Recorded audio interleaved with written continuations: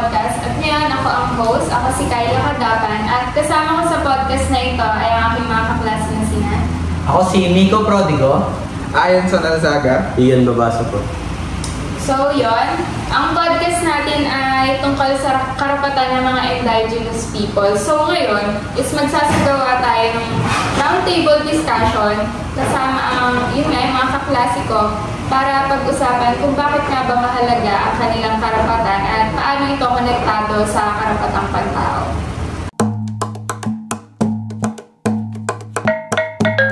So una, ano nga ba yung karapatan ng mga indigenous people?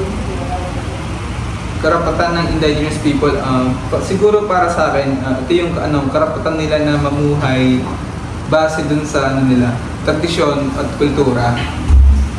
Kasi dapat naman respetuhin yung mga ninuno nila, and dahil dito kasi nakaugat yung kanilang pagkakakilanlan. Para lang sila makilala at kasi pag nirespeto mo yung kultura nila, paano mo sila makikilala? Doon mo sila makikilala pag inalam mo at nirespeto mo yung kultura nila. Okay? Dagdag ko rin, nakasama dito ang karapatan nila sa sariling edukasyon, sariling pamamahala, at pantay ng pagkakataon sa lipunan. Yung sa akin naman, oo, kasi ang karapatan ng mga katutubo ay hindi hiwalay sa karapatang pantao. Katulad ng lahat ng tao ay may karapatan silang mabuhay na may dignidad, kalayaan. Kasi mas kailangan natin palawakin ng ating sa ating mga indigenous people kasi tayo ay buong tapat na naglilingkod para sa ating bayan at sa buong kinabukasan ng bawat isa. So kaso diba nakakalungkot na parang yung mga karapatan ng mga katutubo natin ngayon is parang hindi na bibigyan pansin. Kasi na nabibigyan ng right na karapatan. So yan, hindi ko na muna masyado palalimin kasi next question pa tayo. So next, ano nga ba yung mga hamon na kanilang hinaharap? Yan. Yung mga hamon ng mga indigenous people na hinaharap nila is yung isa talaga yung pang-aagaw ng lupa. Kasi maraming proyekto gaya ng pagmimina at illegal loggings na pumapasok sa kanilang lupain. Kumbaga, doon sila kasi kumukuha ng lalo na panghanap buhay sa pagmimina and syempre sa mga punong kahoy na kinakain nila na pinapaputol ng mga gobyerno ng pag-illegal loggings. So, doon sila mawawalan ng source of income. Halos lahat din naman sila doon lang umaasa. So, yun talaga yung challenge sa kanila. At dahil dito, naapektuhan din ang kanilang kabuhayan. At minsan, napipilan sila lumikas ng kanilang tirahan. Pero wala rin ang mga sagradong lugar at kultura nila dahil nga doon sa nangyari sa mga nakalipas na araw, gaganon. Padagdag ko rin yung mga diskriminasyon. Madalas hindi sila lahat pantay-pantay o nagbibigay ng oportunidad sa edukasyon, sa trabaho o sa serbisyong panlipunan. Yun, kagaya nga sa edukasyon, hindi nila agad na titingnan ng pansin yung mga indigenous people kasi hindi nila kadugo. Parang ginagano nila, parang hindi nila kadugo na parang kagaya sa balat, sa mga katawan nila, gano'n.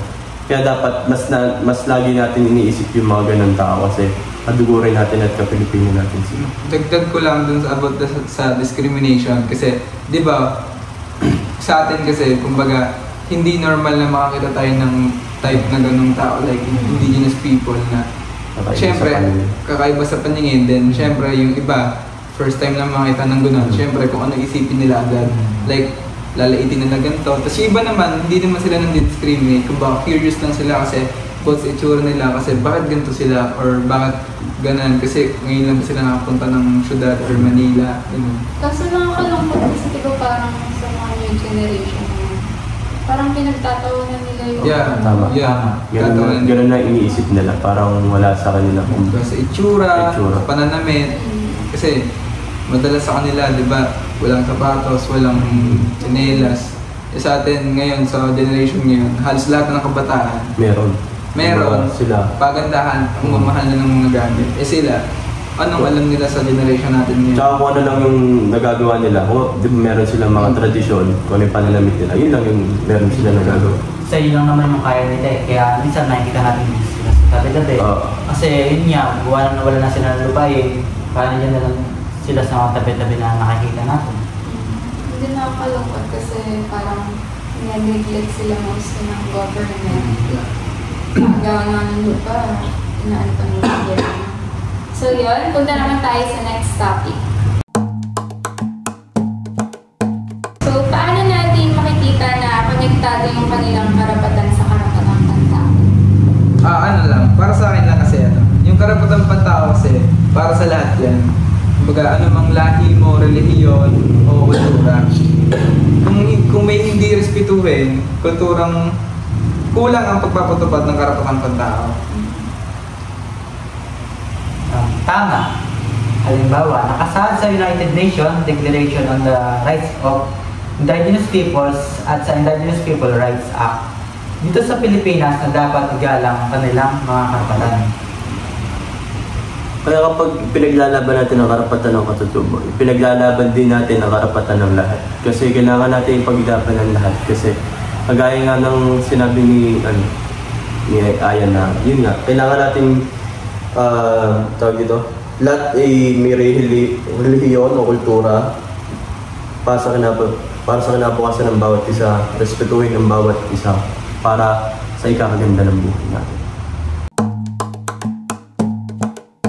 Bilang kabataan, kaya yung pwede natin gawin para makatulong sa mga indigenous people?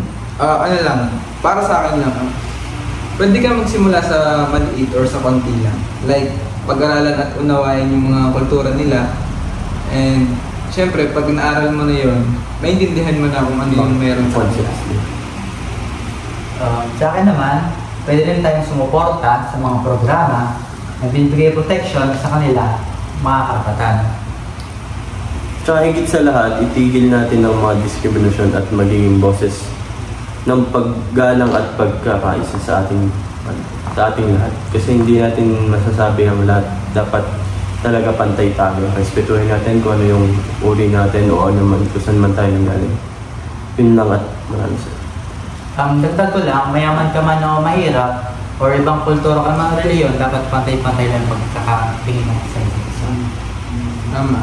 Kasi kung nagkakaroon ng discrimination, parang inano mo na lang rin yung sarili mo sa kanila. So mas maigi din na parang bilang kabataan, since mostly tayo yung nakakatanda, parang i-advocate natin yung mga new gen dun about sa indigenous people. Tapos siguro kahit konting yung mga yung mga donation.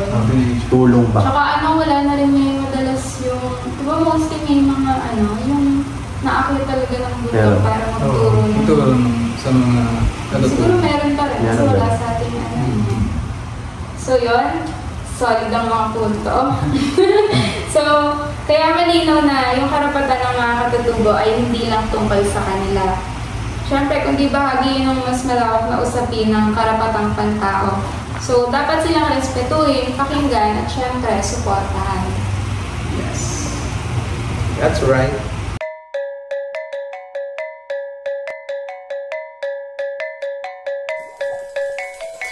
Una iye, una iye, una iye, una iye, una iye. So muli, maraming salamat sa aming simpleng podcast.